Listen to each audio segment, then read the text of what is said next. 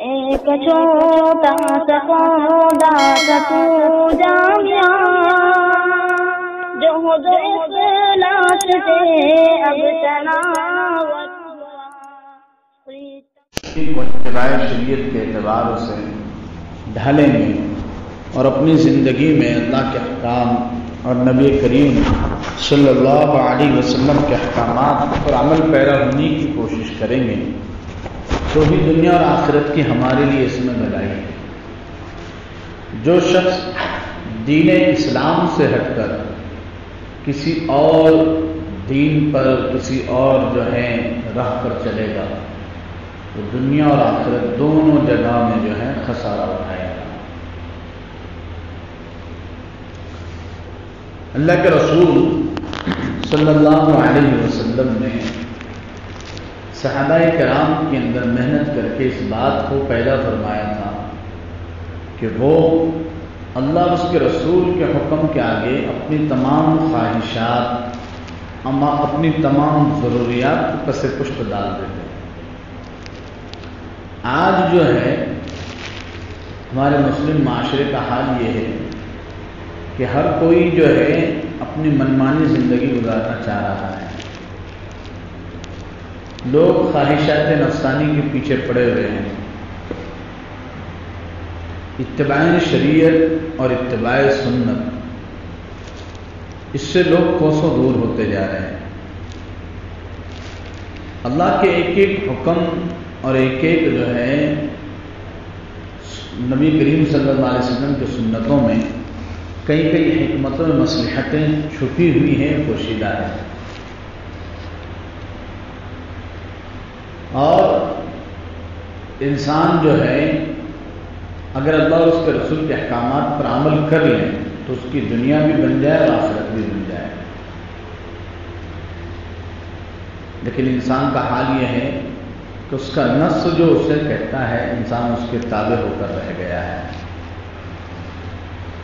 جبکہ نفس کے بارے میں قرآن میں اللہ فرما رہے وَمَا أُبَرِئُ نَفْسِي إِنَّ النَّفْسَ لَأَمَّارَةٌ بِالسُّوءِ إِلَّا مَا رَحِمَ رَبِّي۔ نفس جو ہے تو نفس تو برائی کی ہی طرف دعوت دیتا ہے، نفس امارہ۔ جب انسان نفس امارہ پر محنت کرتا ہے، اس کو اللہ کے احکام کی طرف لاتا ہے، تو پھر یہ برائی کا حکم دینے والا نفس انسان کو برائی پر ملامت کرنے والا بنتا ہے۔ اگر یہ خواہشات پر چلتا رہا تو یہ نفس امارہ ہی رہتا ہے، اور نفس امارہ تو انسان کو صرف برائی کی ہی دعوت دیتا ہے۔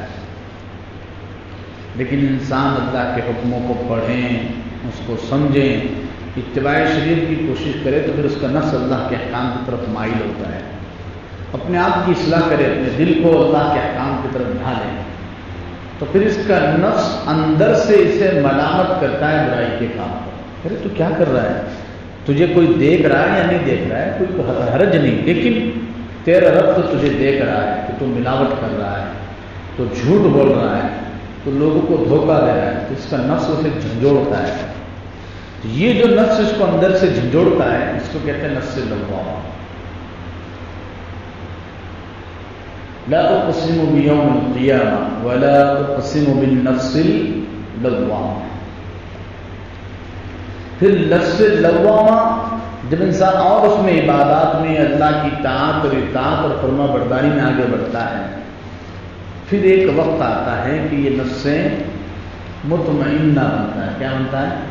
مطمئنہ، یعنی وہ سیٹسفائی ہو جاتا ہے، شرح صدر اسے ہو جاتا ہے کہ نہیں، مجھے نیکی اور تقوی کے راہ پر ہی چلنا، ساری دنیا والے کچھ بھی بولو، میرے رب کا یہ حکم ہے، مجھے یہی کرنا ہے۔ اس کا نفس مطمئن رہتا ہے۔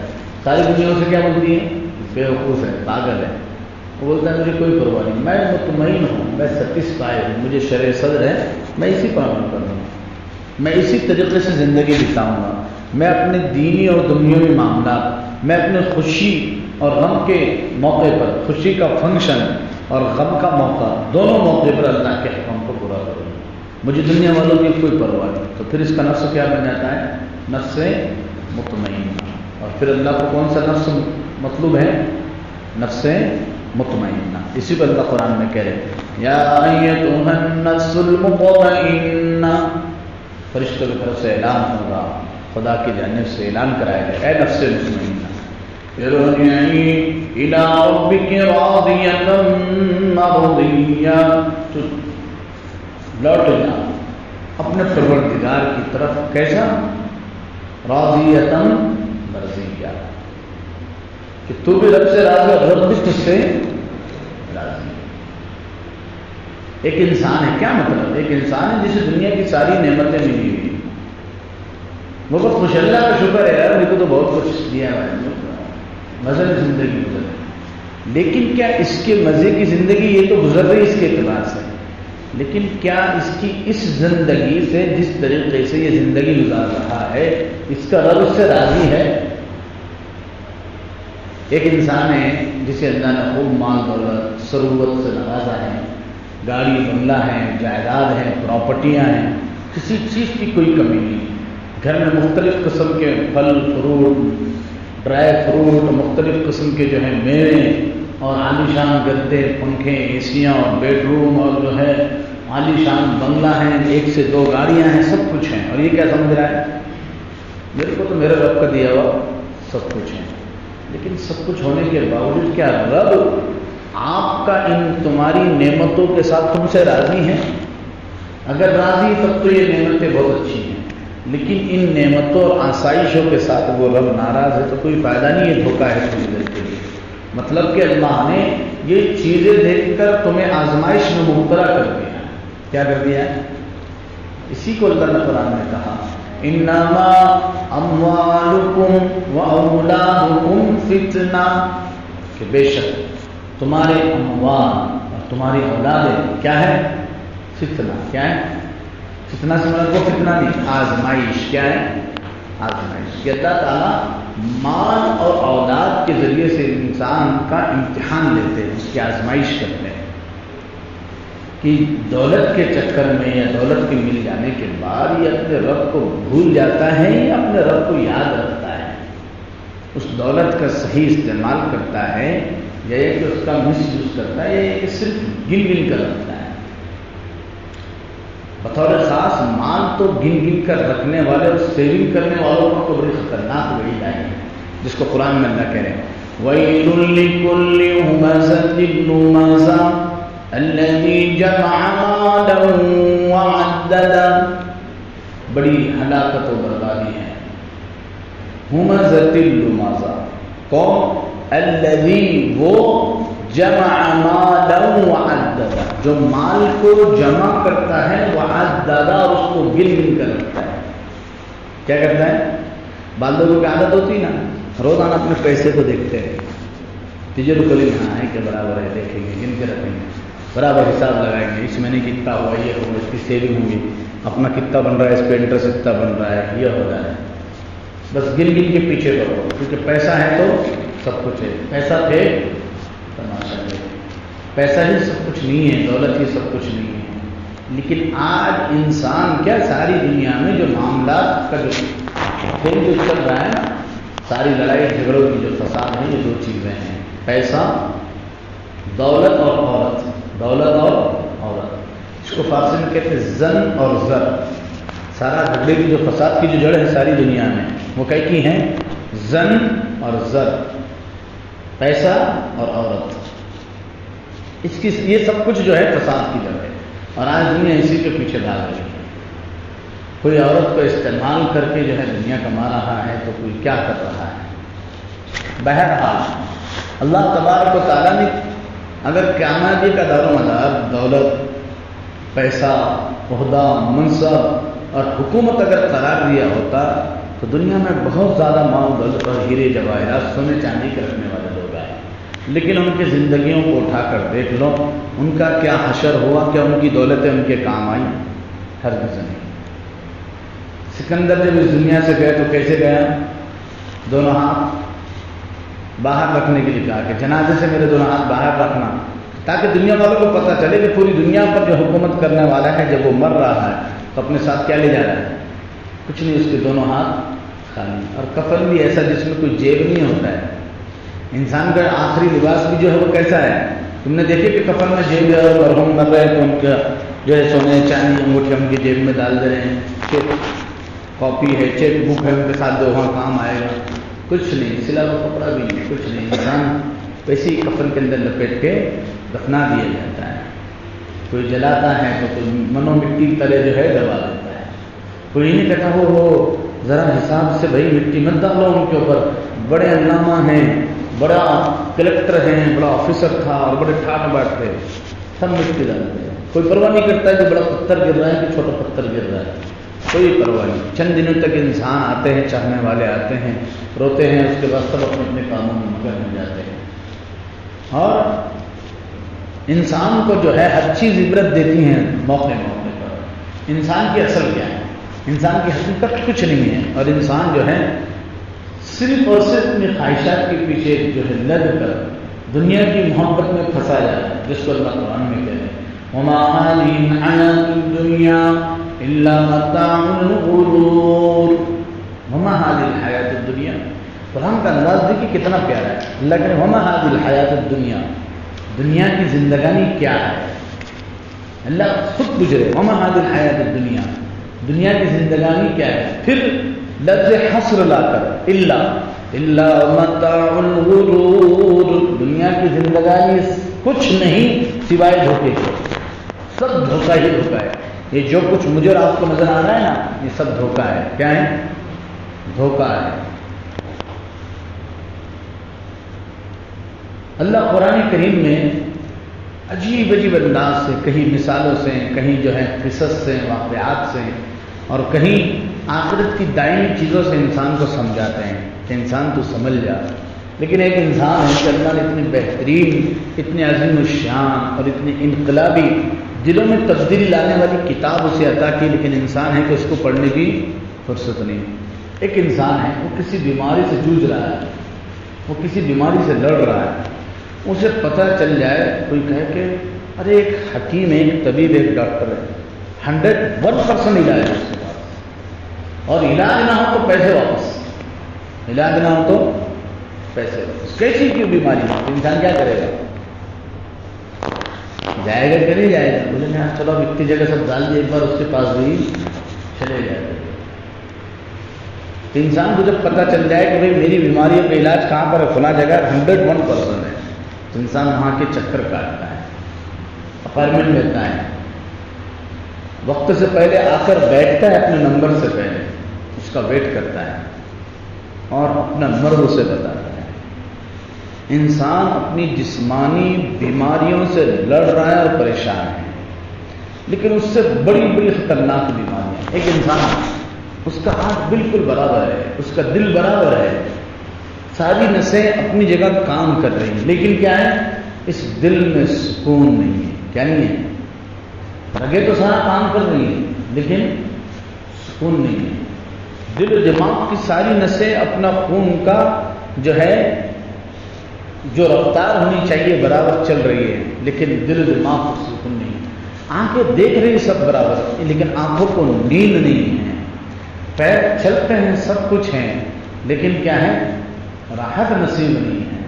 اس لیے کہ جن چیزوں سے راحت انسان کو نصیب ہوتی ہے اور حقیقی سکون نصیب ہوتا ہے، تو انسان پوری زندگی اپنے صرف جسم پر محنت کرتا ہے، اور انسان نے اپنے جسم ہی کو محنت کا محور سمجھا ہے. باڈی پر جب بچہ تھا تو ماں باپ نے اس کے جسم پر محنت کی، جو بڑا ہوا یہ خود بڑا ہوا، اس نے جم لگائے، اس نے تیراکی کے لیے سوئمنگ لگائی، اس نے جو ہے دوڑ دھوپ کی اور اپنی باڈی بنائی، اور اپنی ہیئر اسٹائل کی ایک اسٹائل اس نے رکھی، اور پھر اپنے لیے ایک اچھے سے اچھا عمدہ لباس اس نے منتخب کیا، اور یہ اپنے آپ کو سمجھ رہا ہے کہ میں بہت ہینڈسم ہوں، میں بہت خوبصورت ہوں. ویسے ہر انسان کو اللہ نے خوبصورت بنایا، لیکن انسان دھوکے میں ہے کہ وہ صرف اپنے ظاہر کو سنوار رہا ہے. وہ بھول گیا کہ اس کے علاوہ بھی کوئی چیز ہے جس کو سنواری جاتی ہیں، جسے بنائی جاتی ہیں، اور وہ ہے انسان کا نفس. وہ کیا ہے؟ انسان کا نفس، جس کو ہم کہہ سکتے ہیں انسان کی روح. انسان کی روح، جیسے ہم کہتے ہیں جیسی روح ویسے فرشتے. کیا مطلب؟ اسی کو قرآن میں اللہ کہہ رہے قد افلح من تزکا. کیا کہہ رہے اللہ؟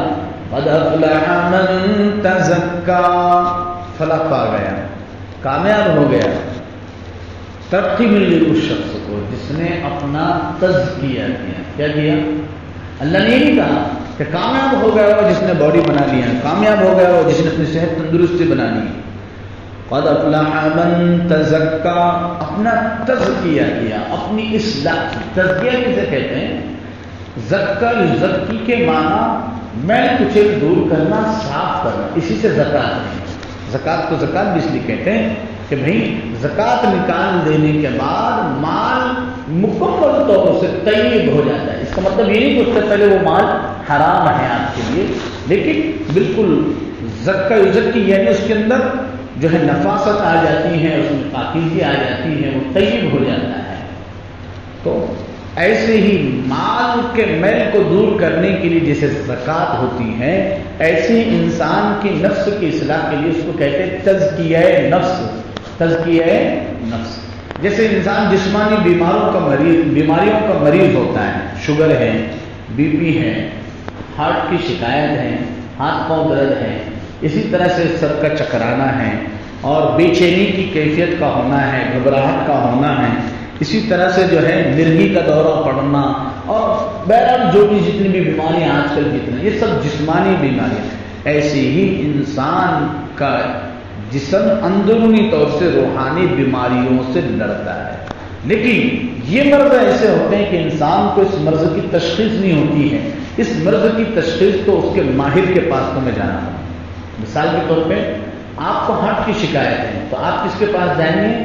آنکھ کے ڈاکٹر کے پاس جائیں گے. کس کے پاس جائیں گے؟ آنکھ کے ڈاکٹر کے پاس. ہارٹ کے سن رہے ہیں آپ؟ میں سمجھا سے سنی تو نہیں ہو رہی، شکر ہے اللہ کا. ہاں، اسی طرح سے آپ کی آنکھ میں درد ہے تو آپ آنکھ کے ڈاکٹر کے پاس جائیں گے. ہے یہ بھی ڈاکٹر ہے، یہ بھی ڈاکٹر ہے، یہ بھی ڈاکٹر ہے، یہ فلاں بھی ڈاکٹر ہے، لیکن یہ ڈاکٹر اسپیشلسٹ ہے ہاتھ کے، یہ ڈاکٹر اسپیشلسٹ ہے آنکھ کے، فلاں ڈاکٹر ڈینٹل کے ہیں، دانتوں کے. تو ایسے ہی انسان کی جسمانی بیماریوں کے ساتھ ساتھ روحانی بیماریاں جیسے حسد ہیں، تکبر ہیں، جلن ہیں، مال کی محبت ہیں، اور عبادتوں میں جی کا نہ لگنا ہے. اسی طرح سے جو ہے عبادات سے جی کا گھبرانا، مسجد میں آنے کے بعد گھبراہٹ ہونا، اور مسجد ایسے پھینک رہی ہے جیسے زمین اٹھا کر پھینک رہی ہے. جیسے تھیٹر میں چلے جائے، کسی پارک میں چلے جائے تو جی لگتا ہے، لیکن مسجد میں آنے کے بعد جی نہیں لگتا ہے. دینی مجلسوں سے طبیعت گھبراتی ہے. یہ سب کے سب سسٹم ہیں آپ کے باطنی امراض کے، ہے کہ؟ اور اس مرض کی تشخیص اس کے ماہر کے پاس آپ کو جا کر کرنا پڑے گی. اور سب سے بڑا انسان کا تزکیہ کرنے والا کون ہے؟ اس کا رب ہے، جو قرآن سے اس کے مرض کی تشخیص کرتا ہے.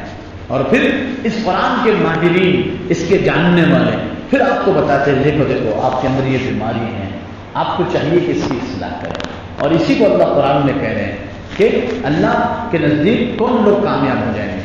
وہ لوگ جو کہ وہی کامیاب ہوں گے، الا من اتى اللہ بقلب سلیم. نجات پانے والے وہ لوگ ہوں گے جو سوارا ہوا دل لائے گے. سوارا ہوا دل سمجھتے ہیں؟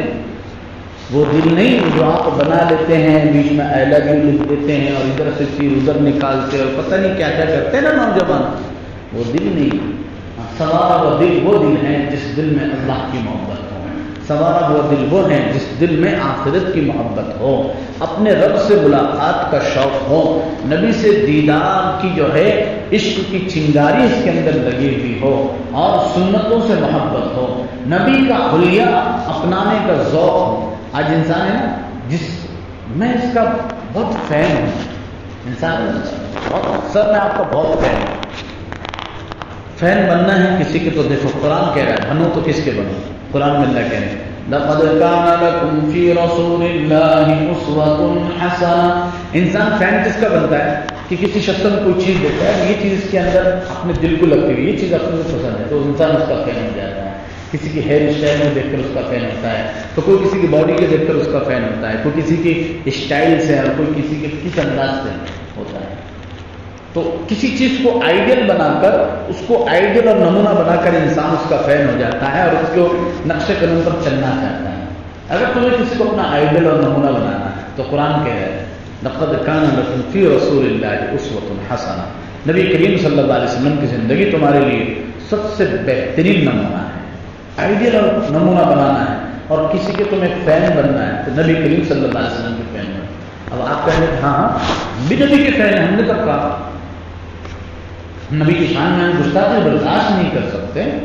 کوئی کسی کی ہمت اور مجال تو ہو جائے جو نبی کی شان میں گستاخی کرے, ہم سڑکیں جام کر دیں گے, ہم چکا جام کر دیں گے اور ہم تو دھرنے پر بیٹھ جائیں گے.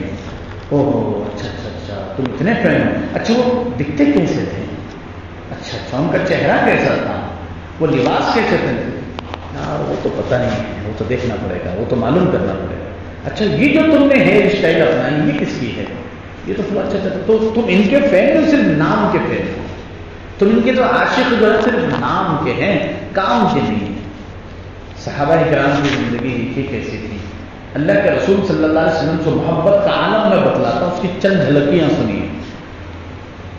اللہ کے رسول صلی اللہ علیہ وسلم بیان فرما رہے ہیں, بات چیت ہو رہی ہے, آپ نے اپنے قریب کے لوگوں میں سے ایک کو کہا بیٹھ جاؤ. ایک صحابی ابھی مسجد کے گیٹ پر ہی ادھر دور, اللہ کے رسول کی وہاں آواز پہنچی, وہ وہیں بیٹھ گئے. انہوں نے یہ بھی نہیں دیکھا کہ اللہ کے رسول نے یہ کس کو کہا, میرے کانوں میں آواز پہنچی, میں بیٹھ گیا.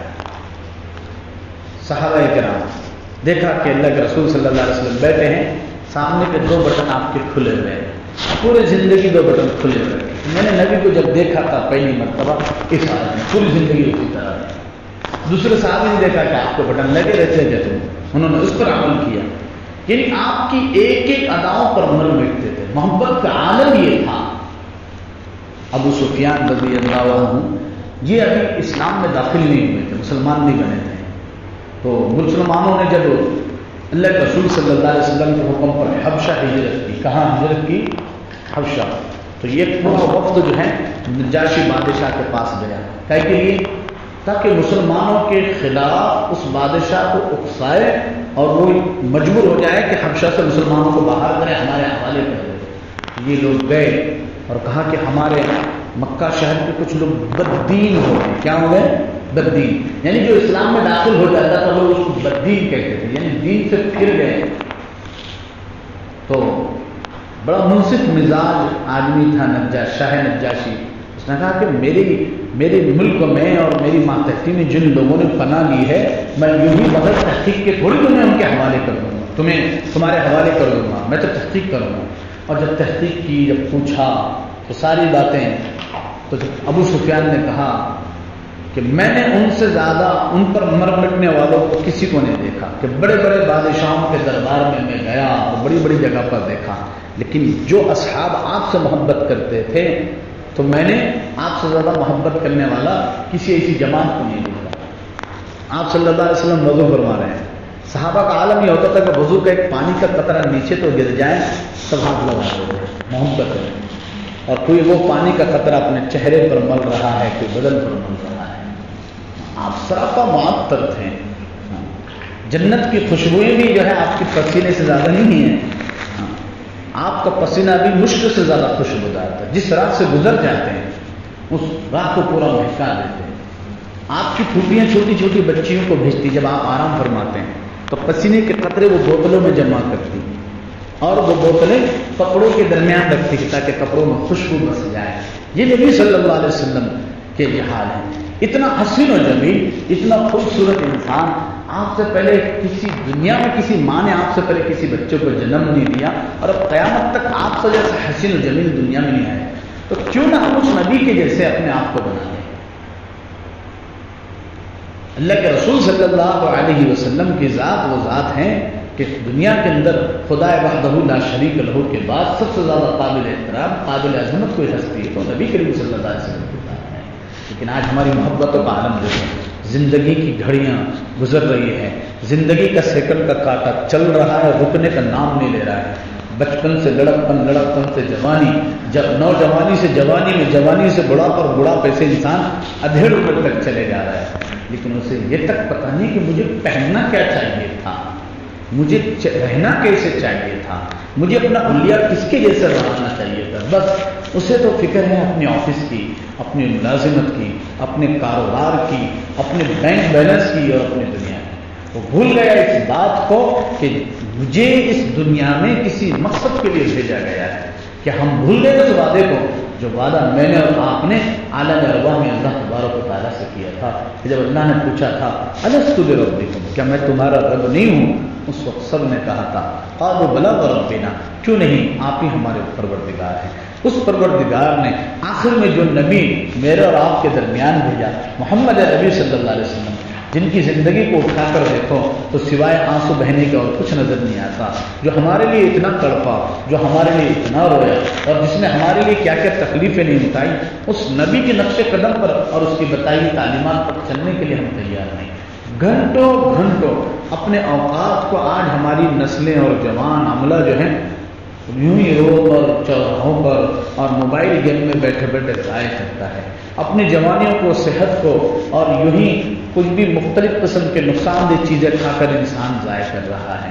انسان راتوں رات جاگ کر گپ شپ کر کر اپنی نیند خراب کر رہا ہے. لیکن وہی نوجوان، اس کو اگر کہا جائے کہ بھائی 2 رکعت پڑھنے کے لیے چلو رات میں تہجد کی، 2 رکعت تہجد تو چھوڑو، 2 رکعت فجر کے لیے آ جاؤ، تو ہمارا عملہ آنے کے لیے تیار نہیں ہے. کیسے ہو سکتا ہے اس قوم کے اوپر اور اس امت کے اوپر اللہ کا رحم، جو خدا کے گھروں کو ویران کر کے اپنے گھروں کو آباد کریں؟ کیا وہ بستیاں اور وہ خاندان اور وہ گھر آباد ہو سکتے ہیں؟ ہرگز نہیں. انسان دنیا کی دولتوں سے ساری آسائش کی اور ساری آرام کی چیزیں تو حاصل کر سکتا ہے، سکون کی چیزیں تو حاصل کر سکتا ہے، لیکن ان چیزوں سے سکون نہیں پا سکتا ہے.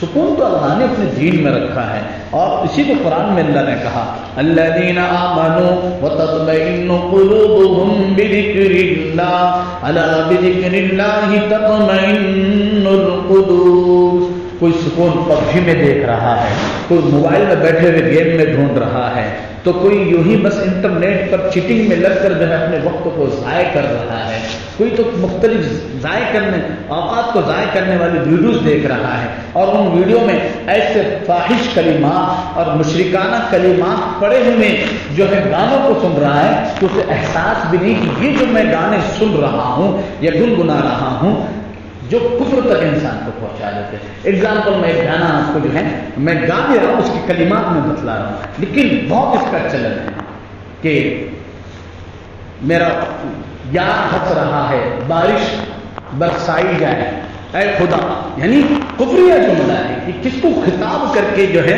کہنے والے نے کہا ہے اور وہ کہاں کس کو فٹ کر رہا ہے. اور پتہ نہیں ایسے ایسے نوجوان اپنے کچھ بھی جو ہے اپنے ایکٹنگ کے جو ہے آج کل ویڈیوز بنا رہے ہیں، ٹک ٹاک اور فیس بک واٹس ایپ پر ڈال رہے ہیں، اور اس کے پیچھے کوئی بھی میوزک اور گانا چلا رہا ہے. ان کو یہ احساس تک نہیں ہے کہ یہ چیزیں ہم کر کیا رہے ہیں. یاد رکھو آپ نے ایک لمحے کے لیے ایک غلطی کی ہے یا کسی کو آگے فارورڈ کیا، جتنے لوگ اس گناہ والی چیز کو دیکھیں گے اور جتنے لوگ اس کو لائک کریں گے، وہ تمام کے تمام لوگوں کا گناہ آپ کے بھی ختم رہے گا. آپ کیا سمجھ رہے ہیں؟ آپ موبائل میں جو چیز دیکھتے ہیں یا آپ اس کو جو ہے فالو کرتے جا رہے ہیں، کیا اس کا حساب خدا کے سامنے نہیں دینا ہے؟ دینا ہے، ضرور دینا ہے. ایک ایک لمحے کا انسان جب 15 سال کا ہو جاتا ہے، 15 سال کا ہونے کے بعد سے لے کر مرنے تک اسے اپنی زندگی کے ایک ایک سیکنڈ کا حساب دینا ہے. ان میں سے جو لمحات اس نے اللہ کی نافرمانی میں گزارے تو وہ تمام لمحات کی جو ہے اس کو خدا کے سامنے جواب دہی دینا ہوگی. اور یہ کتنا ہی مکر جائے، یہ انکار کر دیں تو زمین کے وہ حصے گواہی دیں گے کہ مولا اس نے مجھے میری پشت پر یہ گناہ کیا تھا. درخت گواہی دیں گے، دیواریں گواہی دیں گی، آسمان گواہی دے گا، حتیٰ کہ یوم تشہد علیہم السنتہم وایدیہم وارجلہم بما کانوا یعملون. سورہ یاسین میں اللہ کہہ رہے کہ اس دن انسان کے ہاتھ پاؤں زبان کو تالا لگ جائے گا، اور زبان کن کو دی جائے گی؟ یہ ہاتھ اور پاؤں گواہی دیں گے، یہ ان انگلیوں سے، ان ہاتھوں سے فلاں فلاں کام کیے گئے، فلاں فلاں جو ہے ویب سائٹ کھولی گئی، فلاں فلاں ویڈیوز کو ڈاؤن لوڈ کیا گیا، فلاں فلاں ویڈیو کو جو ہے اپلوڈ کیا گیا. یہ تمام چیزوں کا انسان کا حساب دینا ہوگا، اور انسان جو ہے غافل اور سمجھ رہا بس یوں ہی زندگی گزارنا ہے. یاد رکھو لمحوں نے خطا کی، صدیوں نے سزا پائی. لمحے بھر کی غلطی صدیوں سزا بھگتنے پر مجبور کرے گی. اس لیے اپنی زندگی کے مقصد کو سمجھو اور باز آ جاؤ خدا اور اس کے رسول کے نافرمانی سے اور آ جاؤ اتباع شریعت اور اتباع سنت والی زندگی پر. اور حقیقی زندگی یہی ہے, حقیقی سکون یہی ہے جس کو قرآن میں اللہ کہہ رہے کہ ایمان والے وہ ہے جو ان کو سکون جو ملتا ہے وہ اللہ کے ذکر میں ملتا ہے. اور اللہ کا ذکر یہی کہ انسان جو ہے اتباع شریعت کے مطابق اپنی زندگی گزارے. اللہ علی کو توفیق عطا فرمائے. وآخر دعوانا الحمدللہ رب العالمین. 4 رکعت سنت مؤکدہ سے فارغ ہو جائیں.